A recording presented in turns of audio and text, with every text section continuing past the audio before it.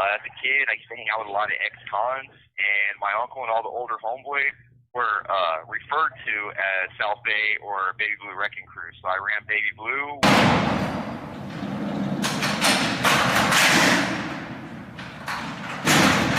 Jail, prison, institutions, being away from your family for long periods of time. These stories are by the millions, just like abuse is. And why I say abuse, now, most of the time, not all, it goes hand in hand. Guys do crime, get violent, and a lot of them have been abused as children. And so have I. So I talk from experience, and I've been saying this on the internet for over a decade because we work on trying to help others so that they don't end up like us.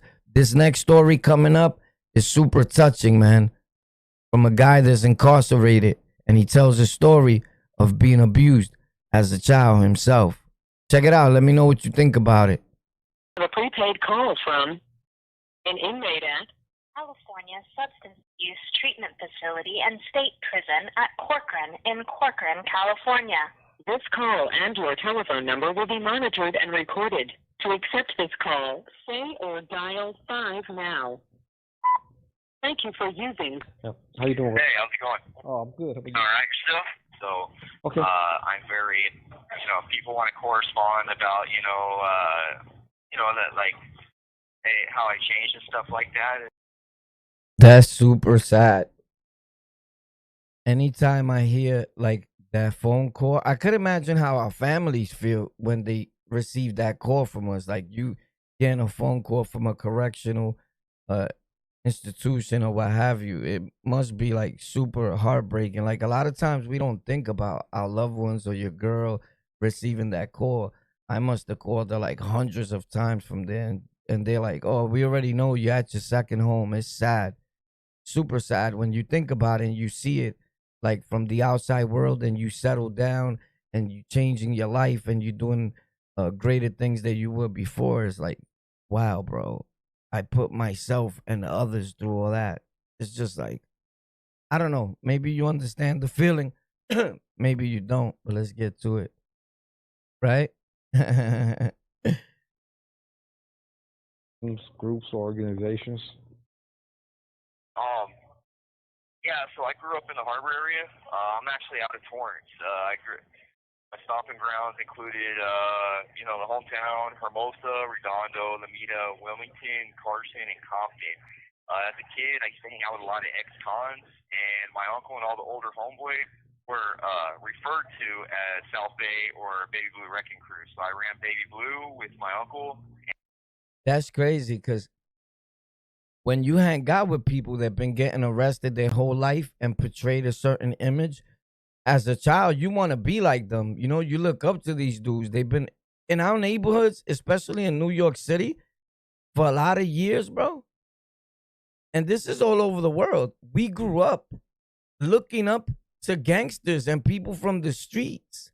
It's sad that we looked up to people that made nothing look like something. They made $2 look like $1,000,000 and wasn't doing nothing.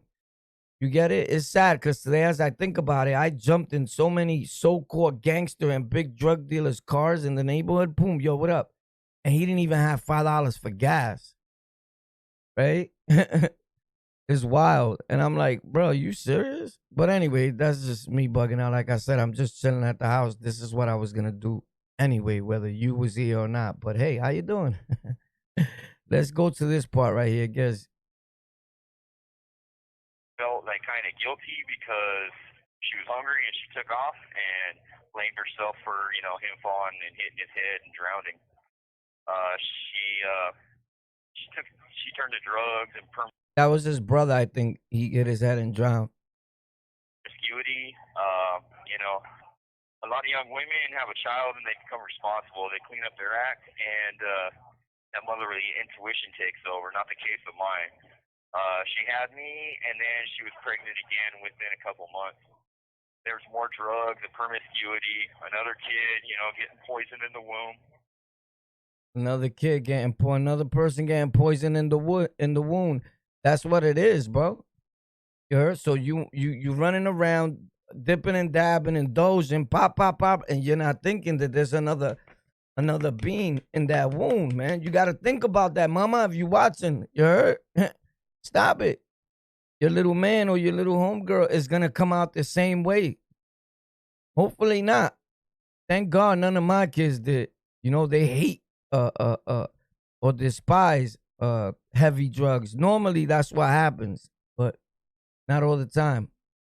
Normally you see people talk about heavy drugs and how they despise it, and their father or their mother was indulging facts. But it gets crazy right here. Look. And then within months of having her second child, she had a third. When this one was born, she got her tubes tied. Probably the smartest thing she ever did. All right, but back to my childhood. For whatever reason, my mom hooked up with guys who thought I was sexier than she was. I found out about my first molestation secondhand. My memories really start here. My mom eventually ended up with a deranged son of a bitch. His name was Tom. This man molested me and would physically abuse me by choking me till I passed out. Why would a grown up? I never got that. A full grown individual. What do you get out of being with somebody that's super young? Even females today, they be 20 something or 20 and they be like, yo, war, shorty feeling you. This is on God. And I'm like, Dito, my dude, you bugging. I can't deal with her. You heard? I feel like I'm with somebody I'm not supposed to be with. I don't care if you 20. You know what I'm saying? If you got walking papers and none of that, mama, you a baby. You wildin'. I'm gonna have you knocking on my door 24/7 like, is he there? I'm pregnant. Tell her you love me. Like wildin', they start drama, right? Like, nah, homegirl, you bugging. Plus your sneakers are leaning. I'm gonna have to buy you a new pair of kicks. You still got them old Reeboks on, you heard? That shit is a bill, homie. Nah. You know, I don't know if it was the drugs my mom did when she was pregnant with me, but I was prone to having tantrums as a child. They were pretty bad too. I'd be inconsolable and violent. They were pretty bad, like I said.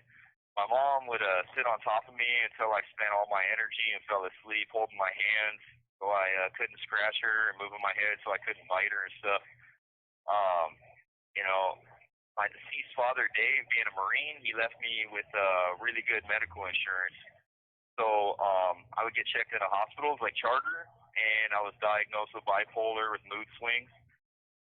Other than medications, I was released with some parental instructions on restraint moves and some apparatuses to go with it.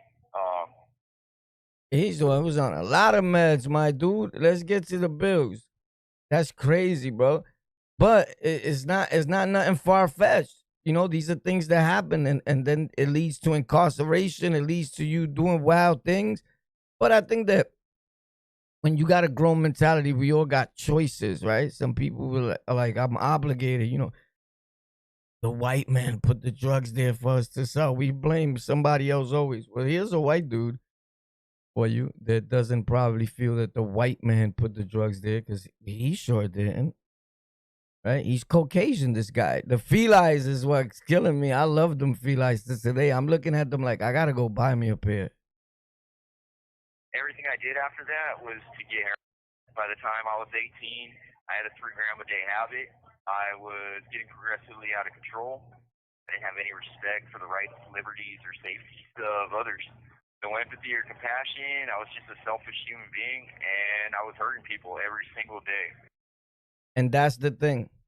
We hurt people every single day. When you like that, why? Because we're hurt inside. And you know how we've been saying here, hurt people. You heard? And that's just the way it goes. It's a sad thing. Let me know if you feel that that's a true fact. Hurt people, you heard? That's crazy. So you got to work on change, no matter what it is, man. Behavioral change. But you got to keep one thing in mind, always. You know the saying. You could change or you want to change, right? You could work on change for years. You could change or you want to change. Other people remain the same. Keep that in mind, you heard? Sometimes we change and we think that other people are supposed to have change or forgive us for everything we did wrong to them or to anybody they know, and life don't work that way. They still the same way. They still doing the same things. I know from experience. Even your people around you, your wife, your girl, you could change right in the household and they don't even notice it. You know why? Because they ain't been working on themselves. Focus on what works, though, you heard? Behavior will change. My name is Warpath. Thank you for tuning in. I just wanted to do a little brief, short video. We got a lot more coming. We live at 8:30 p.m. Let me know what you think about his story. I'll try to put the full link to the video in the description. I love y'all. Let me know if you want to hear more little stories like this. I'm going to make them longer. I just wanted to pop out, and get in the algo. Drop a comment.